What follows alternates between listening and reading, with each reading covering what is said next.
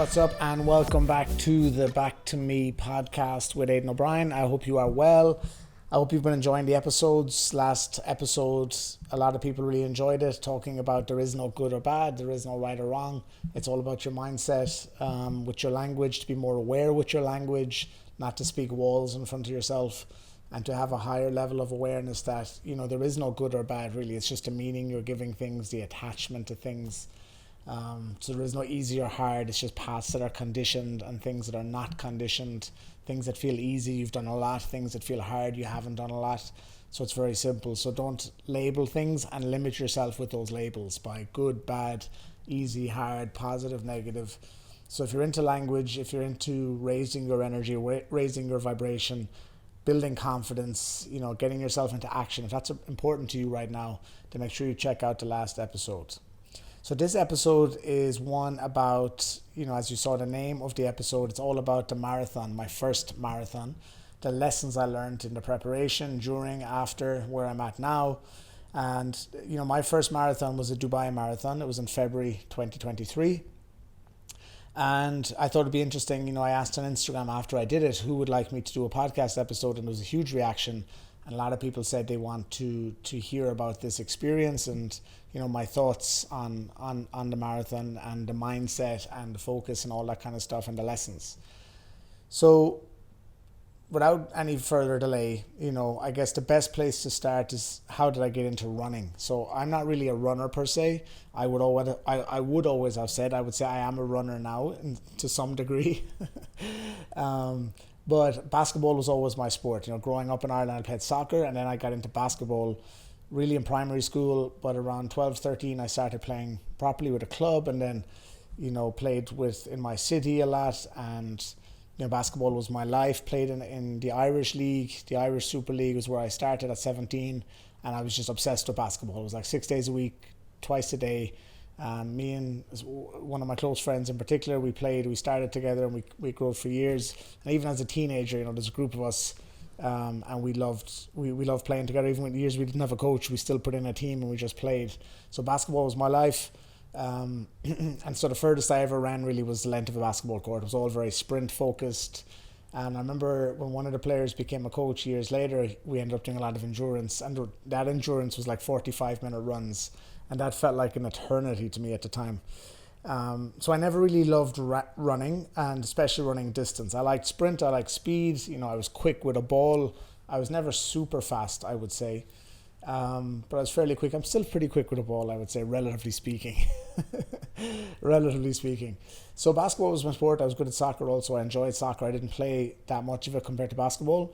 But whenever I went on holidays to the sun, so even, you know, when I went to Gran Canaria, when I lived in Tenerife when I was 16, wherever I was in a sunny climate, I loved running. There was something about going for a run in the sun, you know, next to the beach, just in a pair of shorts, no t-shirt. I don't know why I always loved that. Maybe it was just getting tanned and sweating.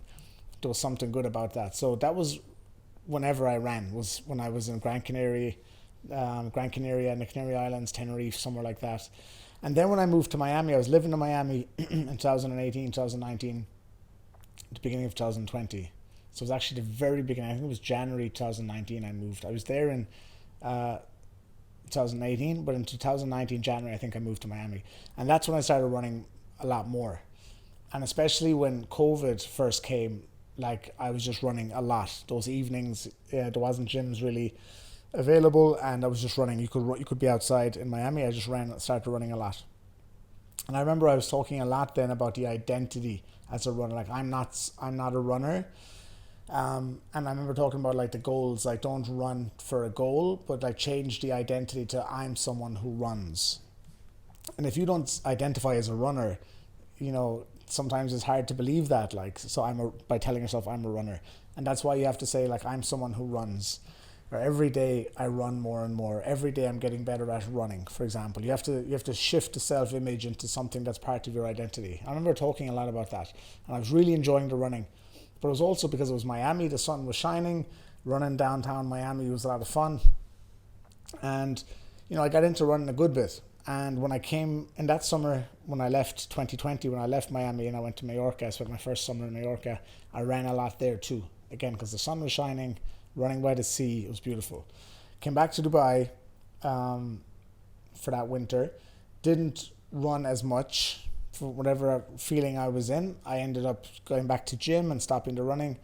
And then I remember I wasn't training that much.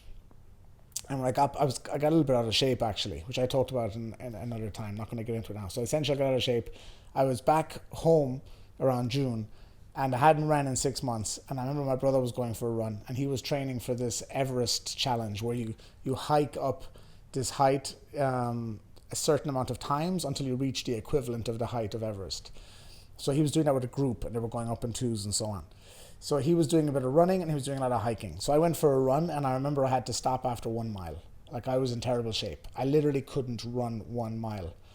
And this was awful. This was summer to 21. And I couldn't run 1 mile. I remember I'd put on about 8-9 kilos. I was out of shape. I still believed I was in great shape, but I knew I wasn't in great shape. And that day shocked me. I couldn't run a mile. But then I started doing the hikes with him because he was training for this Everest challenge. So I started doing the hikes and I loved it. Being out in nature early in the morning and bit by bit going up those inclines, I was getting back in shape. And then occasionally once or twice a week doing some 5k runs, 7k runs, 6k runs. And then on the hikes, I remember one day saying, let's run down. So we climbed up and let's run down. There was a hike up through where we hike, through the woods. Okay, it's a beautiful, challenging hike. But then there was a road coming down a different way, a longer way down via the road. And we started running that. So by the end of that summer, I was getting back in shape. I was feeling good. I was back in Mallorca. Then I went again towards the end of the summer, started running. Not long there because I signed us up for an adventure race. So when I get into something, I just go all in. I just say yes and figure it out later. So I was enjoying these hikes so much. I was enjoying running these trails. I said, let's do an adventure race. It was a Quest adventure race. And that was run, bike, and kayak. But it was pretty much up a mountain. And I hadn't been on a kayak since I was like 10 years old in primary school. I hadn't been on a bike since I was 12, 13 years of age. And I said, let's just do it anyway.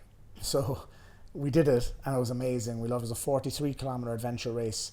And the run was my strongest part, needless to say, because I'd been running for a couple of months. And obviously I'd be terrible on the bike and the kayak, but it actually went pretty well. We finished in a decent time. It was 3 hours something, 3 hours, 20 minutes or something for the 43 kilometers. But it was like this, it was vertical. It was torture, but it was beautiful. Then moved back to Dubai, started running again. Got into 2021, and I was like really starting to enjoy running. And the 5-6Ks just felt too short. So I ended up doing 7, 8, 9s, 10s and loved it. And I was coming home last May, I remember, and I said, you know what, I was going to do the Great Limerick Run, which is my city. It's a 10k run.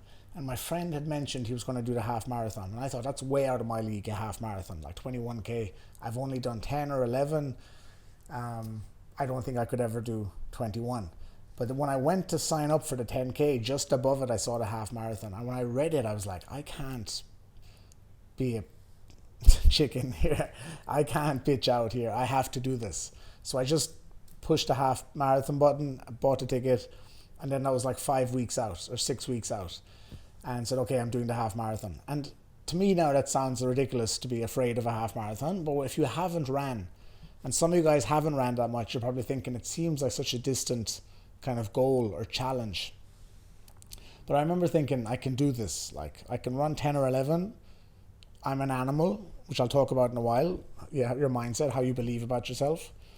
I said, I can do this. And I remember a couple of weeks before the marathon, I was back in Ireland. I ended up traveling around Ireland. I was touring around, kind of showing people some different parts of Ireland.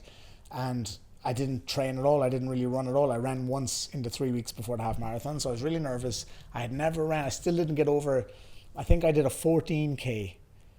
And I was like, I'll figure the rest out. So I did a 14. I'd never gone beyond that. So it was everything after that was uncharted territory. But I went and I did it, and it was incredible. I had a great buzz, and I thought I kept it fairly steady. And at the time was around 1 hour 43. So I was thrilled with that first half marathon. After that, went back to Mallorca last summer. You've heard me talk about this kind of awakening that I've had, these spiritual experiences with ayahuasca and different things. I had a really deep summer on kind of self-reflection and working on myself, and learning a lot more about myself and about things, working with all my clients. It was a really deep work kind of summer. And I ran a lot. So I was loving running. I was running now, 12 and 13 Ks were feeling good. It was hot, so it was hard, but I loved it. So then I moved back to Dubai again, like I always do, around October time, November time. And I got back last November. I think it was the first day of November, the 2nd of November. And I remember talking to my friend, Leslie, who's from Limerick, who, funnily enough, her brother is who I grown up playing basketball with, Richard. What's up, Rich? So we ended up catching up, and out of nowhere she says, are you doing this 4x4x48 challenge this week or next week? Or this week, I think she said. I think it was like the Monday or something. And she goes, yeah, it's on next Friday it starts. And I had heard about this David Goggins challenge because I love David Goggins. I had read his book at that point and I was a big fan. And I always wanted to do it, but I always thought, I can't run 48 miles. Because the Goggins challenge is 4 miles every 4 hours for 48 hours. So I thought, I can't run 48 miles. Have you ever ran 48 miles? So I thought I couldn't. But when she asked me, are you going to do it? Because she knew how I am. As soon as someone asks me, are you going to do it? I have to do it. I'm like, if I'm challenged at all, even by myself or others, I almost always have to do it. So I was like, am I going to do this? So I texted the organizer. She gave me the number of the guy who organized it, and I had a chat, and I was like, okay, I'm in. So I just decided a couple of days before I was going to do it. And because I'd done a bit of running over the summer and a few months, I felt confident I can get through it. But the challenge is it's every 4 hours, so there's no sleep really. But to fast track that, we did it, and it was amazing, and I actually felt quite good. I only slept like 3 hours over the course of the 2 days. We started on Friday at 6 p.m, we finished at 2 p.m. on a Sunday. And it was just insane, and I loved it. I loved every second of it. The group was amazing. We stayed together in the hotel, in the conference room floor, about 15 of us, and we ran every 4 hours for 48 hours. It was amazing. And at the end of it, I remember my friend was calling me Rob, who's a savage. He's an Ironman, multiple marathons, absolute savage. And he's like, dude, that's one of the hardest things I've ever seen. And I was like, bro, it's nothing compared to an Ironman. Like he always did full Ironmans. And he even did a marathon up a mountain, like that took 9 hours. Like he's nuts. He cycled a house route, which is all the climbs of the Tour de France. It's like a week of climbs from the Tour de France stages. And he did that for 7 days. Like he's a psycho. So for him to tell me the 4x4x48 was the hardest thing he'd ever seen, I thought he was just being too kind or he was crazy. But he kept asking me, can we do it? Can we do it? Can we do it? And I was like, yeah, we can do it. Like we'll do it next year when I'm back in Europe. And then a week later, he called me again and said, I want to do it. And I said, I don't want to do it again. I said, I want to do an ultra marathon. Now, I still hadn't done a marathon. And I just realized, I said to him, let's do an ultra marathon. And we just had a conversation, that was it. And in the meantime, I looked up, is there any marathon in Dubai? And I saw that it was in February. So this was, again, end of November. Or actually it was December by this point. And I saw the Dubai Marathon. I remember it was 8 weeks out or 9 weeks out from the Dubai Marathon, and I just signed up for it. I said, let's do it. If I ran 48 miles, I can run 26 miles. But the only difference, obviously, is this is as fast as you can, straight. So I just signed up for the Dubai Marathon. And I was really excited. Again, totally unprepared in some ways because I'd only really ran the half marathon 21, and then I was running like 12, 13s and so on. But I felt like I could do it.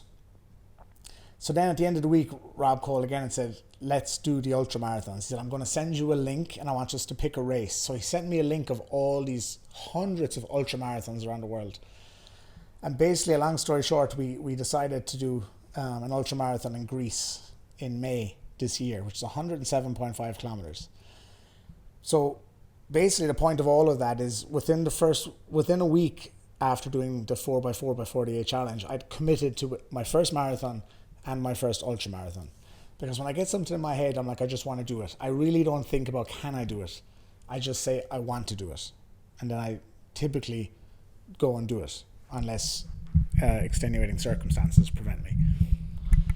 So at 8 weeks, okay, I need to get ready to run, because a half marathon is one thing, but a full marathon is a whole different story. Like it's over 42 kilometers. It's going to be warm. Even though it's in February in Dubai, it's still going to be warm. So the first thing was to get a running coach. So I happened to find someone on Instagram, and this lady who was doing these crazy challenges. Kifa, and I know she listens to the podcast. So hi, Kifa. She's a good friend, and she's a good friend now. We connected because I wanted to ask about the ultra marathons, and I wanted to ask about running in Dubai because I'd never kind of ran with anyone in Dubai, and I saw she was, just got a big celebration for this crazy long cycle run thing she did. So basically, she was an ultra athlete. She'd done loads of marathons and stuff. So she connected me with this Jim BR, and I got connected with Abdullah and Joao, who became my running coach. So I had 8 weeks, and basically he put a training plan together for me, and I started training 8 weeks before the Dubai Marathon. Now the challenge with the Dubai Marathon for me was in 8 weeks, I'd never really been a runner. I'm kind of stocky, as we'd say in Ireland, like blocky. I'm not really skinny. I have a bit of weight on me. And, that's not really designed for running fast and being light on your feet. I'm not exactly light on my feet, okay? But he even said to me, if you did the 48 miles, you can run all day. We're not going to focus on endurance. We're going to focus on speed. We need to activate your speed. We need to get you running faster. So that's what we focused on. So even in the runs that we were doing, we never really went over 20, 21 in those weeks. But I'd run 8 or 9K slow, and then for 10K I'd be doing like intervals, or I'd be doing different tempo sessions. And I remember saying to him, are we going to do any longer stuff? And he's like, we're going to gradually increase the distance, but we're going to be working on speed. And I was like, okay. So because I didn't know what I'm doing, obviously I trusted him because he's a savage. That's why I signed up with him, because I only want to follow someone who's already done it, who's elite.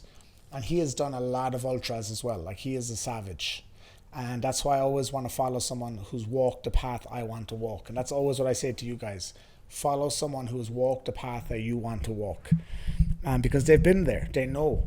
And it saves you time, money, and energy. And then you have to trust them and follow their plan. So I followed his plan.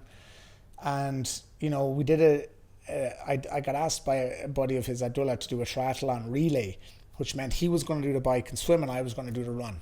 And that was really cool. So it was a 10K run.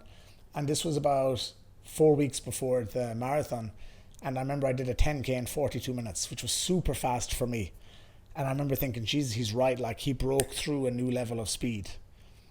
And I was super excited because then I felt like, wow, I can actually run faster than I thought. So now my mind had switched into a different gear. So that was it. 4 weeks out, feeling good, feeling confident, running faster than ever. Then I had a trip to Ireland, okay, which was in January of this year, 2023. And I was speaking at an event in Ireland. And when I got to Ireland, it was January, it was cold, obviously. I did 2 runs. And one of those runs was a 23-kilometer run. And I did it at a 4:38 pace. I remember I did a half marathon in an hour 36. I was bombing it. And it's because obviously running with the heat here, and then you go to the colder temperatures, it was like 6 degrees or 4 degrees or something. My heart rate was much lower. My power was way stronger. And I remember, doing an hour 36 half marathon feeling unbelievable. I just felt strong. I felt fast. And I was like feeling really good for the marathon. And people ask me, what time did you want? And for me, a time I always had in my head that I thought sounded cool was 3 hours 45 or under 3:45. And I had no context of what that would take or what that was like. It just sounded good. I knew I wanted to be under 4 hours, and I thought, I'm probably not going to get to 3:30, 3:45 is good. So the realistic thing would have been 4 hours or less. I always say I don't like realistic. I want to be visionary, which one of my mentors, Eric Worre, taught me many, many years ago to be a visionary. So I said under 3:45. And when I ran that, 4:38, 23K run, I thought, wow, okay, I can do this. And Joao was saying, you can do it. But when I got back from Ireland, I remember boarding the plane back. And this was, I think, 2 weeks or 2.5 weeks, just under 3 weeks before the race. I remember feeling sick. As soon as I boarded the plane, I was like, I don't feel right in my head. I could feel it. And when I got back, because of the week in Ireland, the cold, I was running at 6 a.m. I was freezing. I was doing an event. I was coaching. I was like nonstop. I couldn't sleep. I don't know, was I too excited? And I had so much energy. I couldn't sleep. And I was basically, when I got back on the plane, I was like, okay, I'm back on the plane to relax. I got really run down. So got kind of a flu for a couple of days. Didn't do anything for the first 4 or 5 days I got back. And I remember saying to Joe, okay, we're 2.5 weeks out. I still haven't ran further than 22 23K. That was the one I did in Ireland. I still haven't ran further than 23K. I need to get to 25, 26, 27, because apparently they always say you should get to 30 or 35K in your training. So this was 2 weeks before the race, and my running coach told me, you've one chance to get one long distance now, because a week and a half before then you have to cut down, you have to taper and rest your body. So I did 2 9K days fast, like tempo sessions. I was sick. I was trying to sweat it out, this old-fashioned Irish way of like, let's sweat it out. And on the third day I was doing a 24K race, and I remember it was first 8K like easy enough, and then it was like 10K hard intervals, and then it was 18 to 24K was coming back down again. So it was like 10K to 18K was like at marathon pace, or even at half marathon pace, I think. Anyway, I ran out that third day and I didn't feel good. I felt heavy, I felt tired. And when I got into the main interval, so from 10 to 18, the first 1 or 2 I felt okay-ish, and then everything started to go downhill. I started feeling really, really, really bad. Like the worst I had ever felt. And I've had some tough runs, but this felt different. And I remember at 15 or 16, I was like, I don't know if I'm going to make this 24K today. I don't even know if I'm going to get to 18. But I said, let me get to 18 first, and then let's see what we can do. And that was something I always did. Like, let's get to the next stage, and then let's see what we can do. So I got to 18, and I was really in a bad way. I even had shivers. It was burning hot. My body was overheating, and I felt like I had this flu because I had been sick. But the last 2 days had felt so good, I thought maybe I'm coming out the other side of it. But at 18K, I felt really, really bad. And all I wanted to do was stop. Like, all I really wanted to do was stop. And I said, I can't stop now. Like, it's a week and a half or 2 weeks before the marathon, around that. I have to keep going. Like, if I stop now, if I don't know what it's like to push through, and then this comes again at the marathon, I'll have no confidence in myself because I'll have given up. So from 18 to 24, I was like, keep going. And I actually had to stop twice. I remember there's a bridge coming back from Business Bay back to Kite Beach, and I literally walked where the shadow was. I just stopped and walked that part to get a break from the sun.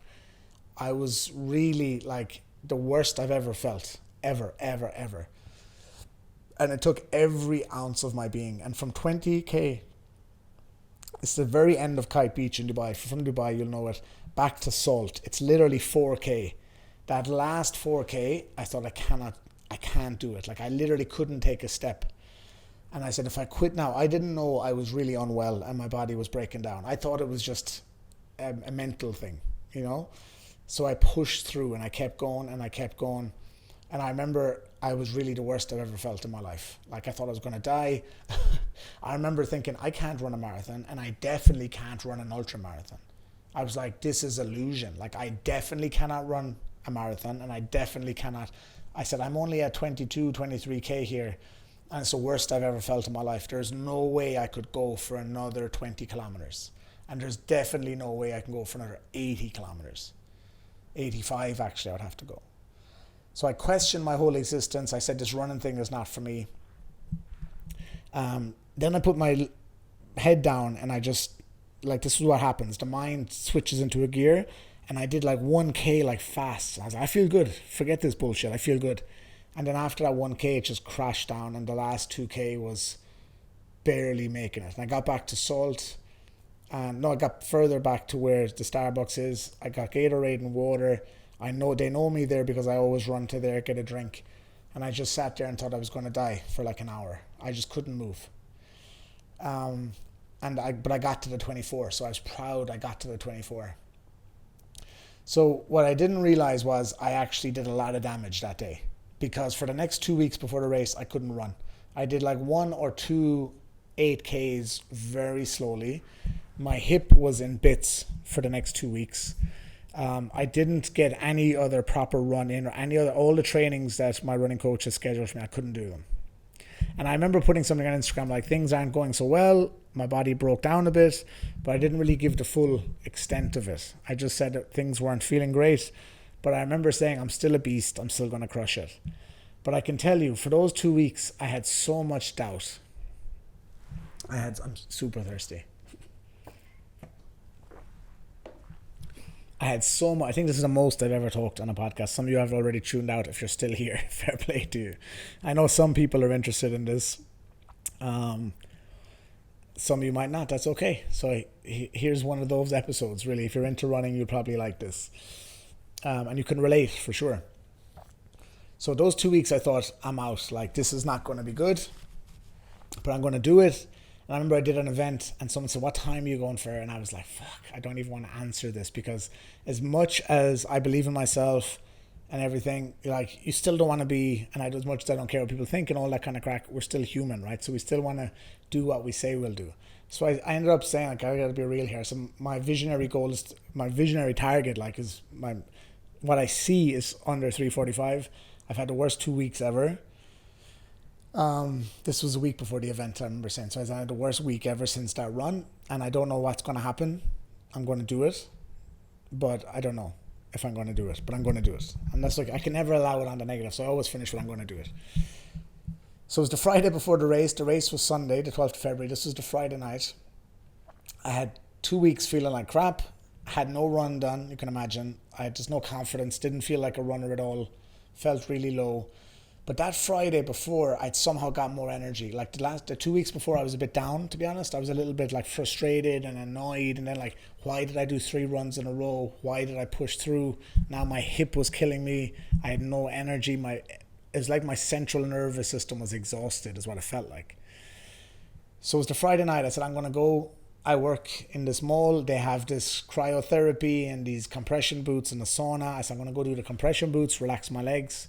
I hadn't done the cryo yet, but I love cold plunging. And I just saw the cryo. I said, you know what? I'll just do cryo. Like, just something to trick my mind, saying this 3 minutes of cold is going to give me something. It's just, like, oh, and by the way, that the Friday night, so sorry, not the cryo was a Saturday night. The Friday night, I remember the whole day I was working in the mall. I was freezing. Somehow the AC was on in this cafe more than usual. I only had a t-shirt. I usually bring a hoodie. I didn't. And I went to Kite Beach with my friends, and it was super windy. And I remember I was freezing cold all day. I remember that night again, I was all blocked up, and I was like, I cannot believe this. The race is Sunday. It's now Friday. I cannot breathe through my nose. I was literally blocked up. I remember taking, like, was it a Clarinase or something to try and free my head. My head was just blocked. And I was like, this is the last thing I need. So then it was a Saturday. I said, let me go and do the compression boots. I'm lying there having a smoothie, doing the compression boots. I said, let me do the cryo. Maybe the cold will do something.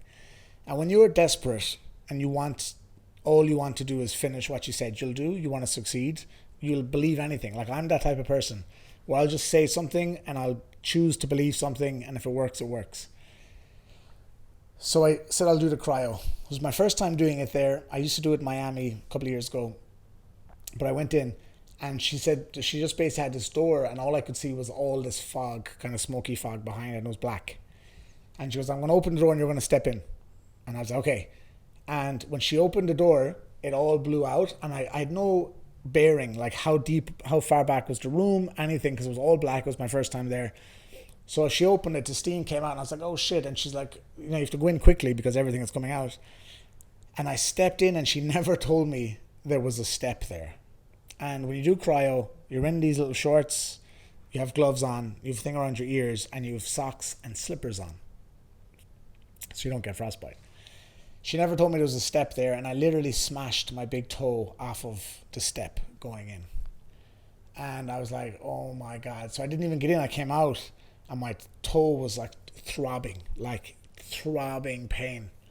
And you know when something's not right.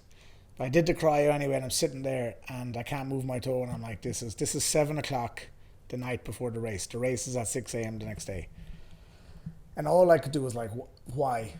You know, and I always talk about don't sign up for the why stuff. Jim Rohn says, don't sign up for why. It just is the way it is. And my brain was like, why? Like, why 2 weeks ago did I get sick? Why did I push myself on the third run? I thought it was just a mental wall, but my body was just sick still from the travel, the training. I was, maybe I pushed it too far.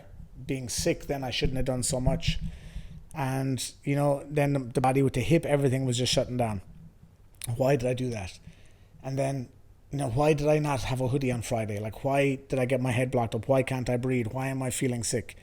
Okay, why did I bang my toe? Like the mind is just saying why, and you're driving yourself crazy. And I remember talking to my friend Rob, the Savage, and I told him about my toe. My toe when I got home was just throbbing. It was just swelled up. And he said, so you're out at the marathon tomorrow? And I was like, hell no, I'm not out. I'm fucking definitely doing it.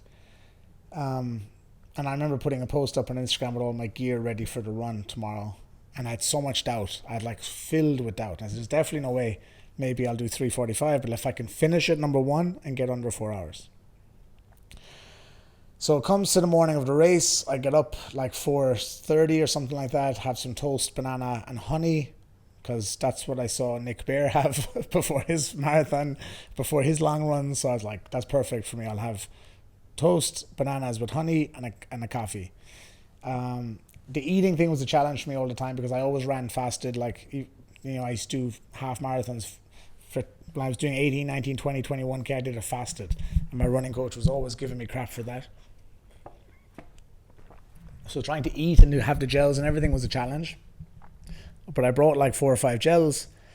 And I said, I'll figure it out on the way. So again, I wasn't prepared. I hadn't even conditioned my body for the gels because I hadn't been running the last couple of weeks. That's when I was going to do the gel stuff. So I get there anyway, and they moved the marathon in Dubai. It was supposed to be around the famous landmarks in Dubai, like the Burj Al Arab. But they changed it to Expo City. Now, Expo City is where this big expo was last year in Dubai. I was there for 6 months. It's like a small city with all these different countries, all these pavilions from all these different countries around the world. And then they had these different concepts like sustainability and I can't even remember now some of the other ones. My head it's been so long. What was it? Was it mobility, sustainability? Anyway, there's loads of them, and I'm traumatized from the marathon. That's probably why I can't remember now. But it didn't tell you which one it was at, where the marathon was starting. So when you arrive at Expo, like, it's huge. So I ended up parking at like mobility or sustainability, whatever. And I was following signs and I was following the crowd. And it took literally 25 minutes to get to the start line. So I only got to Expo at like 5:20 or 5:30 or something, expecting to be right at the start line, but it wasn't. I had like a 20-minute walk, and then I was looking for the drop place to drop my bag. So basically, by the time I got to the start line, well, let me tell you, when I got to the drop bag, which was close to the start line, I was like 5:58, and I was starting at 6, and I saw the drop zone. And I went over and put my bag there, and I tried to remember where it was. And then I got to the start line at 6 a.m. on the dot. And literally when I walked to the start line, it was a huge crowd. I got to the back and the gun went off. Started a race. So no warm-up, no stretching, no mobility. Literally arrived at Expo and eventually got my warm-up was the walk from the car, basically, and started a race. And I was like, we're in it now. This is just perfect. Like, everything that's happened the last 2 weeks, this is just perfect. So took off, started, and, you know, felt decent the first 2K or so. And my plan was to go around 5:15 to 5:20. And then if I could, speed it up. And if I had to slow down to 5:30, 5:40, it would be okay. You know, even at 5:30, I think I'm under 4 hours. So I can't remember exactly. But I was like, let's stay around 5:15 to 5:20. That'll be good. And then we can get faster or we can go a bit slower. So I basically locked in around 5:16, 5:17. And everything was feeling good. And around 2.5K in the hip kicked in again. So the hip, I never had a problem with it. I had multiple issues with my knees the whole time, my lower back the whole time. But if you follow me on Instagram, you saw me with Ashley from, she's a sports massage therapist. She's incredible. She has her own company, I think, DXP Sports Massage, or ADXP, Ashley Dubai, I guess. And she was incredible. So I had her every week. She came to my apartment, and she's the reason I was able to keep going, pretty much. Okay, between Joao with the running training and her with like loosening up my hamstrings and my lower back, they're the reason I was able to do this, and with my own, obviously, commitment to it.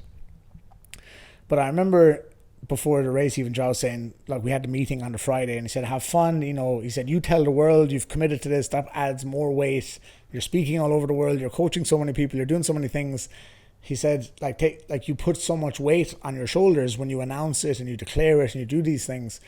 So just have fun and take the pressure off if you can. He said, I admire you so much because you do so much and you announce it, but remember, like, you're human, you can only do so much. And I said, thank you. And I felt good. It gave me some confidence, but I was like, I'm an animal. I can do it, you know? And he was trying to tell me to go a little bit slower because he said, you've so much on your shoulders now. You've all these issues. You've all these problems. You're not feeling well. You've the bust toe, everything. And by the way, my toe was black then and swollen by the next morning. And I hadn't even told him about the toe because I had met him on the Friday. But he knew about everything else. And he said, like, let's just bring it back to 520, 525, 530. No stress, no pressure. Don't put more pressure on yourself.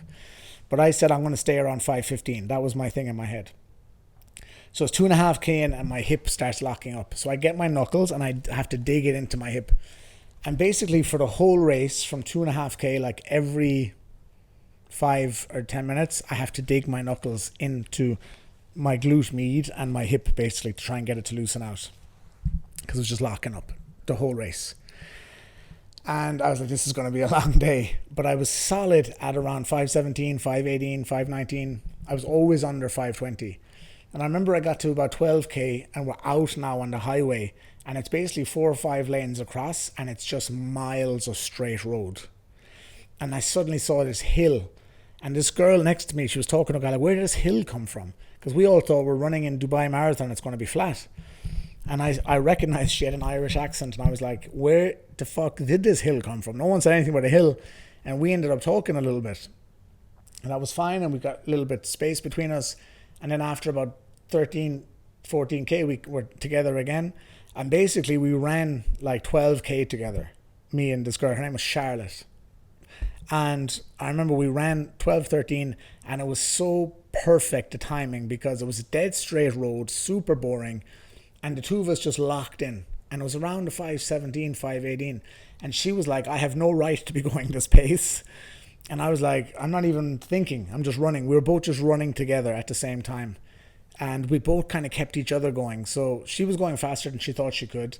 I was also staying locked in because we were chatting. I was distracted. But the crazy thing was you could see on the other side of the highway coming back, I could see the 25K mark and the 30K mark.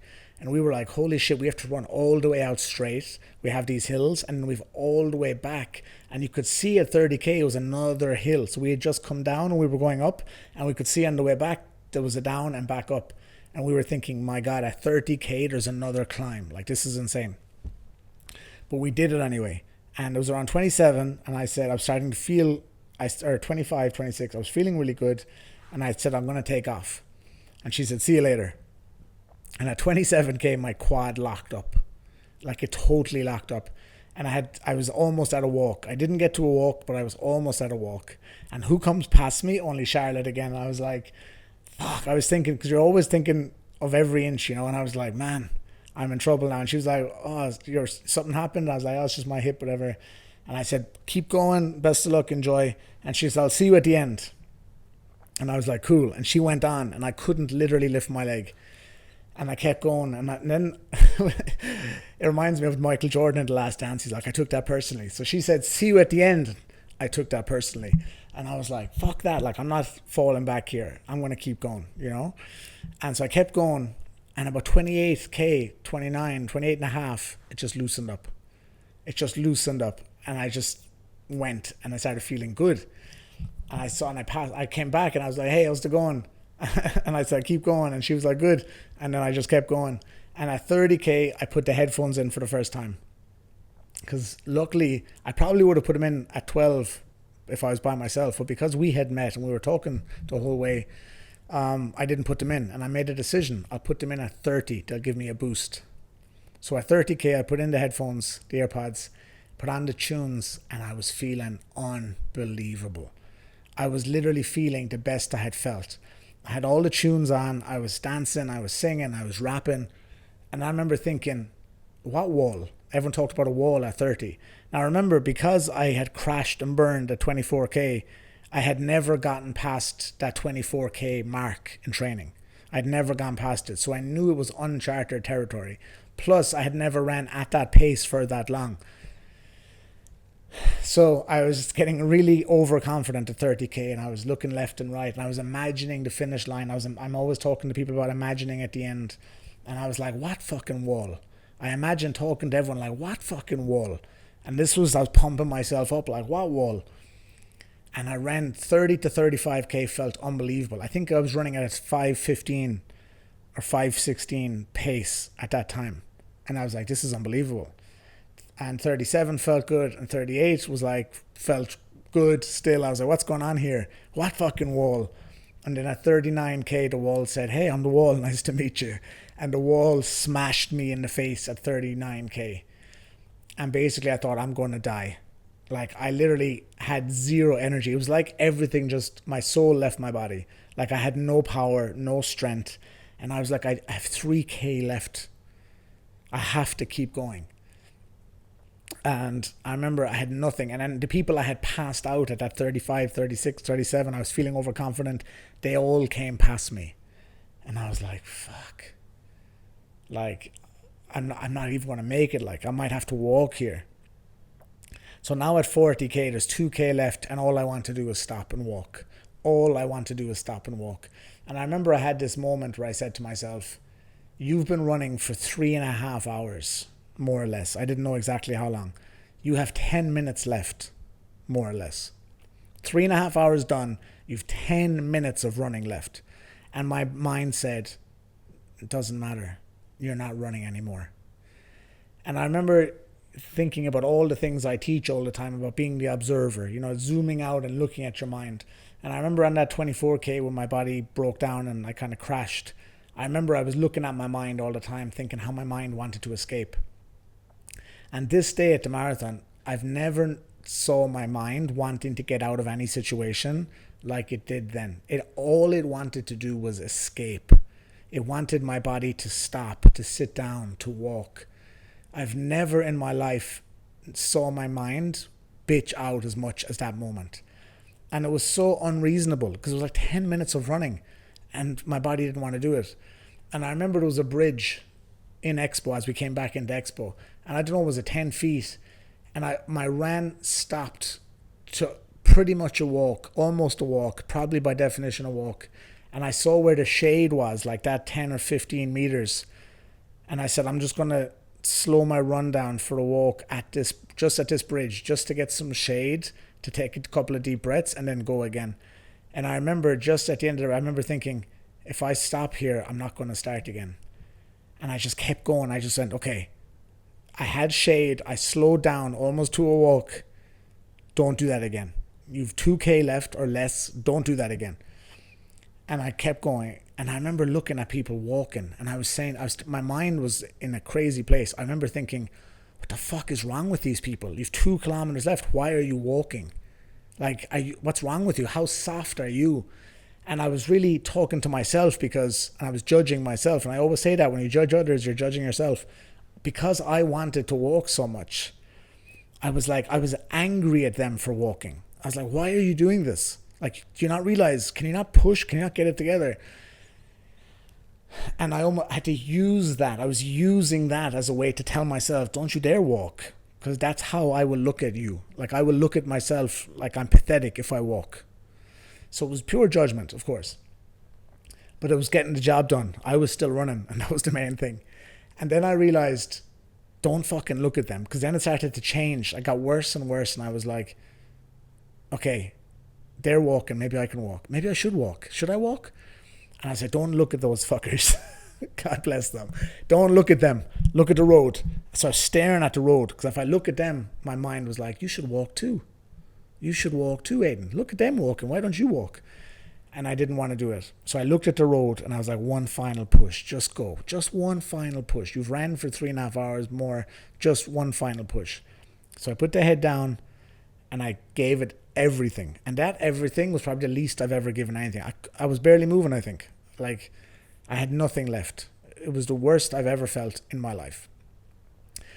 And I remember towards the end, it was probably the last 700 or 800 meters, all of these people were coming in from the side and walking in front. And they looked like people who weren't really in, like, they looked like they were part of the fun run, because there was fun runs as well, 4Ks and all these other things. And they clearly weren't running a marathon, because they were wearing different t-shirts and they had different colors. I saw some people and they were all coming in from the side walking.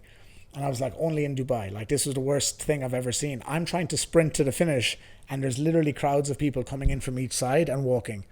And for the last 500 meters, I was literally running around people. And you can ask anyone who did the Dubai Marathon, who finished around this time, they'll tell you the same. And I had to say, excuse me, excuse me, excuse me. And I was running around and going through people. And I was like, this is crazy. And I still wanted to stop. And then I could see the finish line. And I thought it said 3:47. And I was like, okay, maybe I can get under 3:48. That's pretty good considering. Like, wow. Like, I wanted under 3:45, but here we are. And then I said, I'm not going to make it under 3:48, but 3:48's okay. So I pushed on and I crossed the line. And I was like really happy. I was like 3:48, you know, that's pretty great considering the last few weeks, you bust your toe, you fell sick, you burnt out, your hip, the whole race, my hip was, I couldn't even touch it now because of my knuckles in it for 40 kilometers. And when I crossed the line, they say go left. Only in Dubai, in Expo, you had to walk literally 15 to 20 minutes to get your medal and to collect a bag. You had to line up to get a bag with water and protein milk, chocolate milk inside, and like some biscuits or something. And I could not believe, I was so thirsty. I thought I was going to die. Didn't even get the instant gratification of the medal. You had to walk through Expo for 15, 20 minutes to get your medal. So I got it, down the water. Then there's no water anywhere else. I'm like, what the hell is going on here? I got to find my way back to the car. And in the meantime, my brother called me and he was like, wow, you're some legend and amazing. He was tracking me. So I talked to him and I was telling him about it and how I felt. And then he said, oh, what a time. And I said, yeah, 3:48, pretty happy with that, considering everything. And he said to me, it was 2 seconds, I'll never forget it. He said, 2 seconds under 3:45. And I said, what? He said, 2 seconds under 3:45. And I said, I saw the clock when I finished. It said 3:48 something. And he said, that's from the start gun. He said, when you started, I bet you were in the crowd at the back. You were back a bit. And I said, yeah, there was a huge crowd in front of me. He said, yeah, it took you 3 minutes to get to the start line. He said, it started 3:48. But by the time you crossed the line, it was a different time. So my official time was 3:44:58. And I just felt this emotion. I was like, really? He said, I swear to God, it was 3:44:58. So I'm looking at it right now. And I just felt this emotion. I was like, oh my God, I can't believe it. Like I did it. I did it under 3:45. I don't know how. To this day, I still don't know how.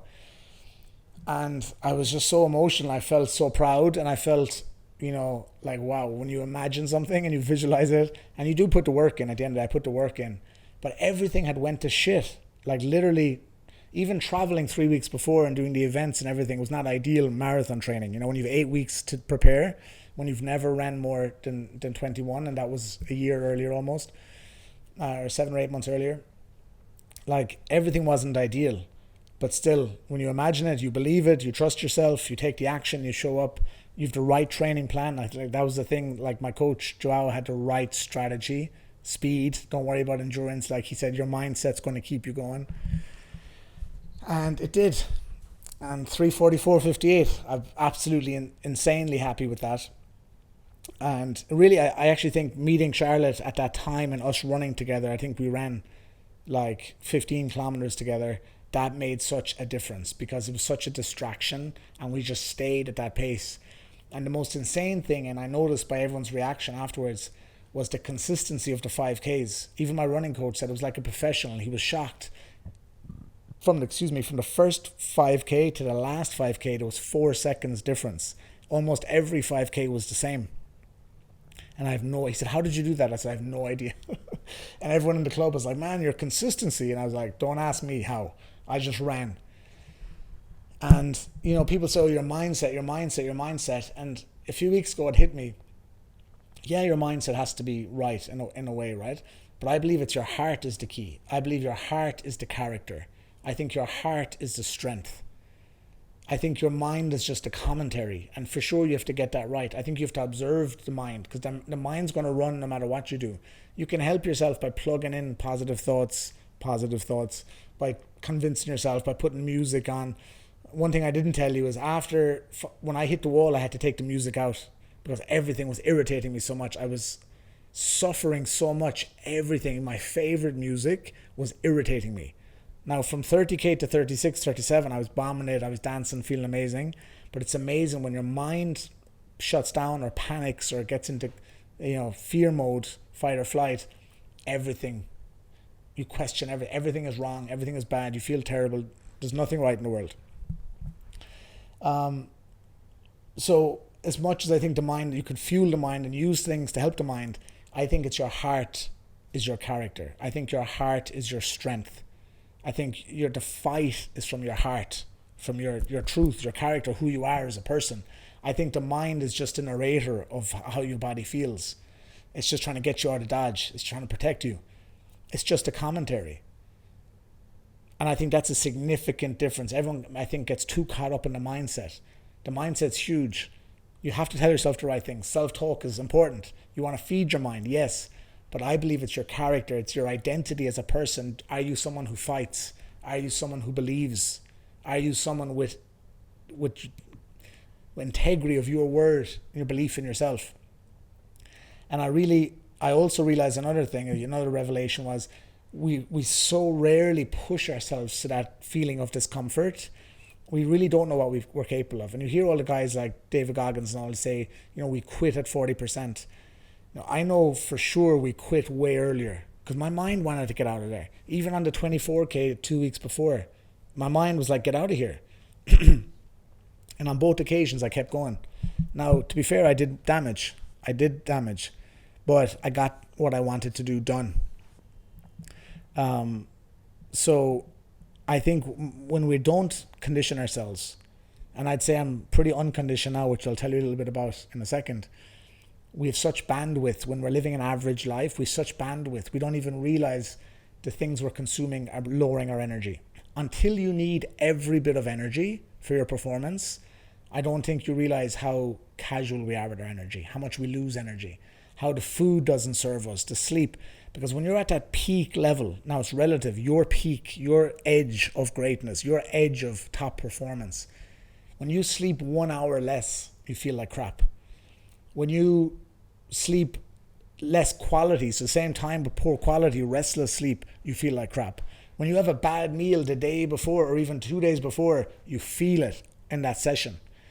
When you're at that run, that last 2K, when all I wanted to do was quit, every bit of food, every bit of thinking, every bit of consumption, everything I fed my mind with was like heightened. And I realized that when we're in average mode, when we're not pushing ourselves physically, then we've such a bandwidth, we've no idea how average we are really. We've no idea how soft we are really. We've no idea how comfortable we are really. Until we push ourselves to those levels of discomfort, we don't really realize that we're nowhere near pushing ourselves. We're way too soft, all of us, myself included. And I remember that marathon was a huge level. I was like, I'm nowhere near, I never pushed myself to this level. And I always believed I'm someone who pushes myself. Like with the adventure race, that was I pushed myself, 43K, such a challenge. Hadn't been on a bike in 20 years, did that vertical.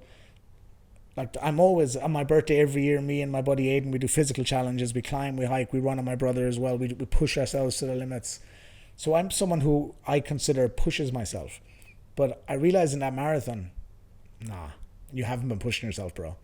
Like the 4x4 by 48, yes, was a push. And again, willing to get uncomfortable.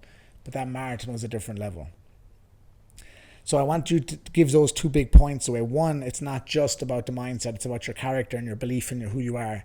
And number 2, we have to push ourselves more. Because only when we truly get to the edge, we notice our mind. And all those things I talk about with my clients about being the observer, I had to do all of that. And it was probably one of the hardest things I ever had to do, to observe in those moments, because all I wanted to do was quit. I've never felt so soft and average and mediocre, and I've felt like that plenty of times in my life, I can tell you, but I never felt it like that last 2K. It was unbelievable. And I had to do whatever it took, and that was like looking down at the road and then maybe getting angry at them for walking. I was like, fuck them, they're walking, I'm not walking. And then my mind went to, maybe you should walk. Okay, don't look at them, look down. Like finding whatever ways, okay, let's push.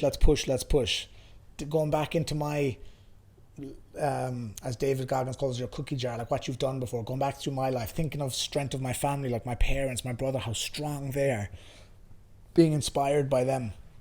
Thinking of the 24K when I kept going, when I felt like death.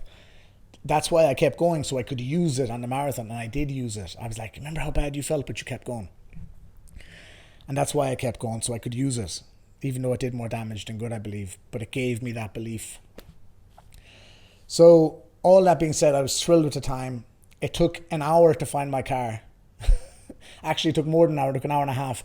It took about 50 minutes to get back to the start line to get my drop bag. Okay, first of all, to get my drinks and everything. Then it took me another 45 minutes to get to the car, because I couldn't remember, where did I park? Where do we walk from? Because it was 5:30 in the morning. I was trying to get there so quickly, and I was like, mobility, sustainability, opportunity is another one. See, there's 3 of them. And I couldn't remember. It took me, I think, an hour and 45 minutes. I remember looking at my watch. I did another 5,000 or 6,000 steps after the marathon to get my drop bag and to get back to the car. And then I went to Kite Beach. I said, I want to go swim just to chill. And I went to the sea. I walked into the sea, and luckily I didn't feel any chafing during the race. A lot of people suffer with chafing, like legs rubbing together, armpits, everything. I didn't. But when I got into the water, by God, I discovered areas that I chafed I didn't know you could chafe. Like, it felt like I was being stabbed with a million knives in places that shouldn't be spoken of on a podcast or anywhere. So I did that for a while, cramping up like crazy, then got back home and just ate and body was in bits. But it was an amazing experience. It was an absolutely incredible experience. The big toe as well, what happened with that, blocked it out the first 15k or 20k. I was so worried about the hip. The last 22k was throbbing the whole time, was agony. And to this day, almost 2 months later, my toe is still black. It's still, to bend it hurts. It turns out I was told it was a hairline fracture. And I went to see a professional. And I went about my back, by the way. So to go back to the back issue, I mentioned earlier when I was training that I had a problem with my hip. But before that, throughout the whole training, my lower back, as I said, I was getting, treatment on the back and the knees and everything. But after 15k, my lower back always kind of got very, very weak, and it felt like it was really struggling to keep me upright. So after the marathon, I could barely run, and I had the ultra marathon scheduled for the 6th of May. So I had 10 or 11 weeks after the marathon to prepare for this ultra in Greece with my friend Rob, but I couldn't run. So I took a few weeks off to rest and everything. Then I went out to try and do a 6 or 7k, and I could barely run. And since the marathon, I've only been able to run like 2 or 3 times, and to do 8k max, and barely. And my hamstring is completely locked up. It's like it was knitted, sewn together. It's like this, rock solid. My hip has been in bits. And basically, when I went to this chiropractor, I got an MRI. He told me, I think you've root nerve damage. I knew I had disc problems since I was younger. But he said, you've nerve damage, and that's what's causing all the other problems. And I was like, sure, whatever. I don't believe you. I think it's just bulging discs. And he said, no, I'm telling you. So I went and got the MRI, and I could see like 2 of the discs were like black, and there was like lines going through it. And I said, they don't look good. And he said, yeah, like those 2 discs are in big trouble. And I remember saying to him, you don't even need a trained eye to see that. Like, an untrained eye can see they're not right. He said, exactly. I said, remember the nerve root damage? That's that there. And you also have this spondylitis thing, and you have this facet joint is all degradation of the bone, and your vertebrae is out of alignment, and your spine is now too straight. And you have the bulging discs, and you've tears in the disc, annular tears in the disc, and then you've total inhibition of all your prime movers around it. So your QL is extremely weak, your psoas, everything is overly tight, your transverse abdominis, nothing is working like it's supposed to. And I was like, holy shit. And he said, I don't know how you finished a marathon in that speed, he said, but it's definitely your mindset. But he said your mindset's actually what's after doing the damage, because your body was holding on for so long, but then you basically reached the tipping point, is what he said. And that's why, 6-7 weeks after the marathon, Aidan, actually it's probably 10 weeks now, and still can't really run. So I had to make a decision about Greece. I talked to Rob, and we're only 5 weeks or so away from it, and I haven't ran more than 8k 2-3 times, and it's not because I don't want it. I physically cannot. I literally couldn't even lift my leg to extend with the hamstring, left hip, and it's all because of this nerve damage and this disc problems and this I can't even remember. There's literally a list of things, but it's the biggest one is the root the root nerve problem. And everything that's hitting off that's causing these other triggers and responses. And he told me basically I have to spend a lot of weeks building up the muscles around it to protect it. But he said it can't really be fixed. You can only protect everything around it. And if I did the 100k in 5 weeks now, number one, I don't know if I could do it. I could probably get through it, but the cutoff time is so tight at 16 hours. And if I had to walk a lot, I might not make it. And if I did do it, I might do permanent damage. I already have permanent damage, but it could be a lot worse. So we made a decision to not do it this time. However, you know I don't like to not do it. However, the second race I committed to, the Spanish Ultra, which is on my birthday, the 3rd of July, it's 234 kilometers over 5 days. So it's pretty much a marathon a day, more or less, a little bit more. And on the 4th day, it's 60 kilometers. So it's 234 over 5 days. It's 6,000 meters elevation. And it's in the worrying part is it's going to be around 35 to 40 degrees Celsius in Spain at the beginning of July. So I'm still committed to that. I basically will have to have a month of rehab on the back, on the lower back, on the hip, on the hamstrings, get everything right, and then train, start building up the miles. So I cannot literally build miles now or do anything. My body's just not physically able to do it at the moment. Even though I've went out to do it, and it's not good, basically. So I didn't talk about that before the race. I didn't talk about the toe. I didn't talk about being sick, really, because number one, it sounds like you're making excuses. Number two, you're kind of giving yourself reasons to not succeed. And, you're allowing gaps of air in, of doubt. I didn't want to do that. And I didn't want to be bitching and saying I can't do it or making excuses. So I just said I had a bad run before and I just went and did it. But yeah, a lot of things went wrong, but we still got it done. That's the most important thing. So overall, it was a hugely empowering experience. I still oh my God, I ran a marathon. And even now, when I feel like my fitness has obviously gone way downhill and everything the last few weeks compared to where it was, man, a few weeks ago I ran a marathon and I did it in under 3 hours, 45 minutes. So I'm incredibly proud. One of the best things about pushing yourself beyond your perceived limits is you're I can do way more than I thought I could. And your confidence grows and your self-belief grows. And then even when you start to lose confidence a bit in life or things happen, you remember what you've done and you're man, I just did that. I've done a half marathon. When I was home recently, I saw my half marathon medal and my full marathon medal. And I was that's pretty cool. So I'm really proud really happy with that. I miss running so much. All I want to do is get out and run. I love running. I always say motion changes emotion. It was a big part of my life for the last few months. And I just can't wait to get back running. I have enjoyed the break. I have, been extra kind to myself with food and things like that. Bit of extra meat here now, which is good for the winter, as they say, but now it's spring, so I should probably get rid of it again. But I'm excited to get back running. I know I rambled on a lot for this episode. I hope you guys got some value. If you're into running, you're into marathons, maybe it was interesting. If it was, let me know. If you have any other questions, let me know in the comments. If you liked it, leave a like. I'd love to hear from you on Instagram. You can send me a DM at Aidan O'Brien Official. If you're running a marathon, if you have any questions about running a marathon or training, again, I'm an amateur on that. I don't know very much. I'm pleased with what I did. I'm someone who lives a good life and who wants to do great things for themselves personally, physically. So for me, it's about enjoying life as well. And I was traveling to build the speaking, doing my business and everything, I would never stop that. Still eating out, enjoying life, doing everything, even just before the marathon, just, really enjoying myself. I always believe in enjoying myself. So I think everyone can still enjoy themselves and still push themselves, still live fully and still, take themselves to a new level. So the plan is, guys, Spain, the ultra marathon in July, and that will have been my vision was. I did the 4x4x48 in November. Then I made the decision for my first marathon and my first ultra marathon together in the same week. I have the marathon done. It's just the ultra marathon now. If I do it, will I do more running races? I don't know. That was a season of my life. Maybe I'm into a different season after that. I don't know. I'd take it as it comes. I never declare things. I never say never. I never say it has to be this way. I really go on what I feel in that moment. So maybe it'll be in a different season. I don't know. Let's see. But I want to get the ultra done because I think it's the best time to do it. You know, I have the miles built up. It's just about getting the body right now.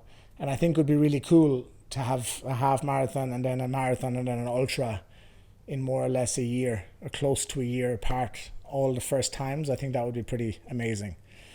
So for my half marathon, 1:36 when I did that training run, I would love to beat that. I would love to get some speed up.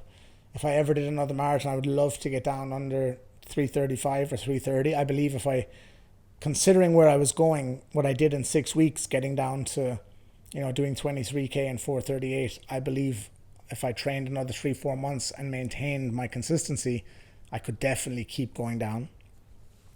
And then to finish the ultra, I think that 5-day ultra in Spain will be biblical, like biblical. But even now when I go, I'm not able to run, so I go to the sauna. I do 30 minutes in the infrared sauna to get my body used to the heat. And in the last 10 minutes, I'm like, I just want to abort. My mind is being a little bitch again. It wants to get out.